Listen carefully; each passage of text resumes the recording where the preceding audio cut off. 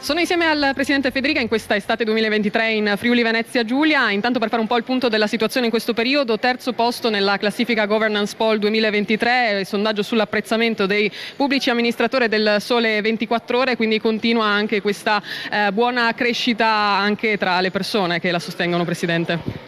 Sì, sono sempre sondaggi, io dico sempre che non bisogna festeggiare i sondaggi positivi e non bisogna disperarsi per quelli negativi, rimangono sondaggi, sono contento ovviamente della fiducia dei cittadini che era stata confermata, in realtà quello sì non era un sondaggio ma le ultime elezioni regionali, però questo non ci deve far tenere i piedi per terra, continuare a lavorare sapendo che la vittoria è dare risposta ai cittadini in questa regione e non avere essere terzi in classifica in qualche sondaggio.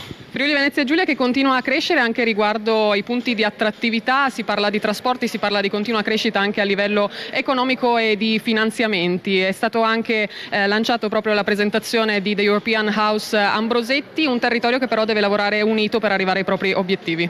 Sì, e penso che sia stata, questa ritrovata unità anche post pandemia, penso che sia stata anche la vera chiave di volta che ha permesso al Friuli Venezia Giulia di avere questi numeri per quanto riguarda la crescita e l'occupazione.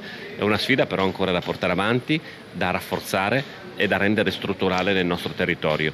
La verità è che quando il Friuli Venezia Giulia, una regione da 1.200.000 abitanti, è in grado di mettere insieme gli attori istituzionali, le imprese, i cittadini, i lavoratori, le associazioni, il volontariato e tutti remano nella stessa direzione, i risultati si vedono e i numeri ci danno ragione. E anche a questo si lega questo progetto di KFVG per dare lavoro a chi lavora bene e soprattutto anche in collaborazione con Insiel, ma anche con le prefetture del Friuli Venezia Giulia, Trieste, Gorizia, Pordenone e Udine insieme a DIA per appunto contrastare le infiltrazioni di criminalità organizzata. Sì, diciamo che anche oltretutto stravolge quella concezione che migliori controlli prevedono un rallentamento o un carico burocratico, questo va nella direzione opposta. Migliori controlli ma più efficienza, più rapidità e meno anche danno all'impresa che viene controllata, perché i controlli sono molto più rapidi rispetto al passato.